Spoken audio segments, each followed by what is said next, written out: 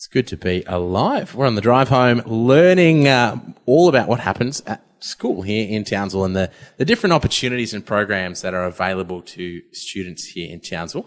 And we've now got the head of the Department of Global Education, Jo Thompson, with us. Jo, how are you today? I'm very well, thank you very much. Now, tell me about this new department firstly. It's been around for about 18 months here at the school. Can you tell us what is the Global Education or Global Leaders program, and what does it actually look like? The Global Leaders Academy is actually really about equipping our students to make sure that they can be the best learners, leaders and citizens they can be when they leave school. There's a decided focus on 21st century skills, particularly creative and critical thinking and collaboration. But the real richness in the program is the enrichment opportunities that we have for students in the school. So things such as attending an ethics Olympiad, Model United Nations. Last year we had a writer in residence here for a week, Randa Abdel Fattah, who was able to really challenge students' perspectives on the world. And really that's a key component, having our students see the world in lots of different ways, not just through their own lens of understanding. So what are you aiming for students to get out of this program? Where can they go with the skills and knowledge that they're acquiring through this program? So with the Global Leaders Academy, really what we're hoping is that students are empowered to work within and beyond their own communities.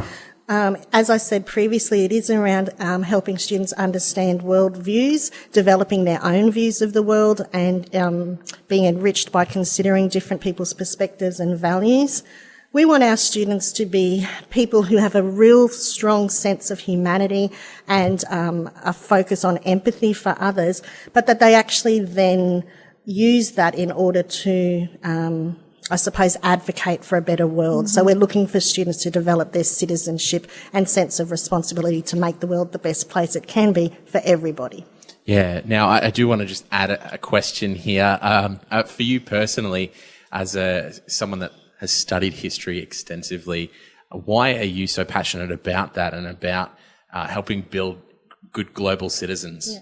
I think I am a history teacher as well, and I think by understanding the past and understanding why people do things, then we can have a better understanding of who we are and why what's happening in the world today is happening. Yeah. It is through education and understanding different people's attitudes and beliefs that we actually are empowered to make changes. And I think that any problems that we have in the world, it's because people don't understand or empathise with one another. Yeah. Now, looking at one of the issues that is a big thing locally in our community, all around the nation, is reconciliation and Indigenous affairs. So you guys have the Indigenous Young Leaders Group. Tell us a little bit about the group and what they've done in the community here.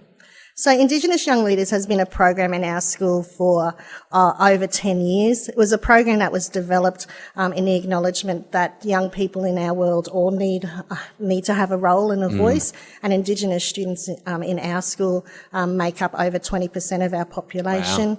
Wow. The Indigenous Young Leaders program operates on 4 platforms. So the students work together to organise events. They work together looking at the notion of role models and aspirational leaders in their own communities, but also how they can be role models.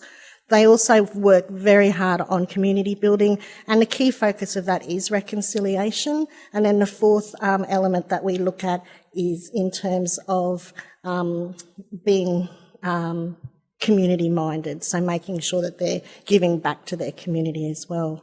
Awesome. Now, is there an aim with that group of what you'd love for them to be doing with what they learn as being a part of that leaders group? Yeah. So I think the fact that we're developing students in that group who are feeling empowered and that they have a voice. In the last 18 months in particular, they've worked on some really significant projects, including a video that challenged stereotypes about Aboriginal and Torres Strait Islander students.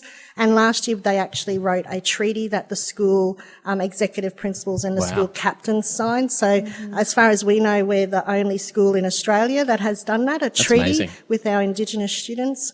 And as well as that, our students worked on the Imagination Declaration. So I'm not sure how familiar people are with the Uluru Declaration from the Heart and the Garma Festival Imagination Declaration. But we use that as an inspiration, and the students use their voices to say to their teachers and the staff of the school, this is what we want for our world, this is how we think you can help us. And that was actually launched at a very special assembly where the school executive and leadership team then gave a response back. That's amazing.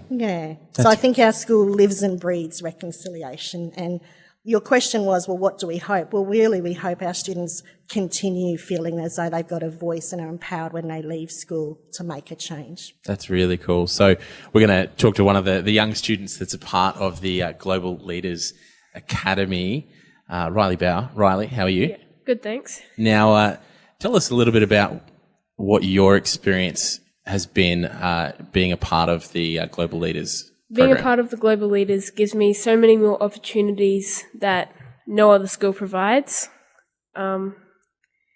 It truly is a great pathway if you're looking to focus on your academics. Awesome. So for you, you have goals of becoming a doctor. Yeah. So how does the Global Leaders program and what are the different pathways that you'll have to take through school to get there? Well, the Global Leaders program has already put me into the best classes possible for my age group.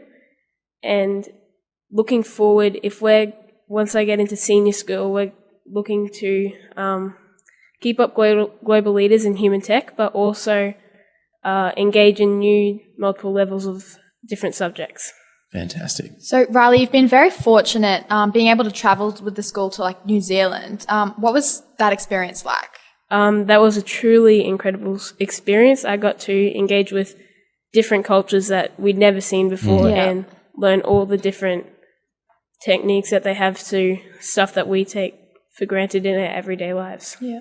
Yeah, so that was a part of a creative arts trip. So what was it like being a part of an overseas experience, and how is that different, or how did that enhance your experience as opposed to just being a part of a similar event here in Queensland?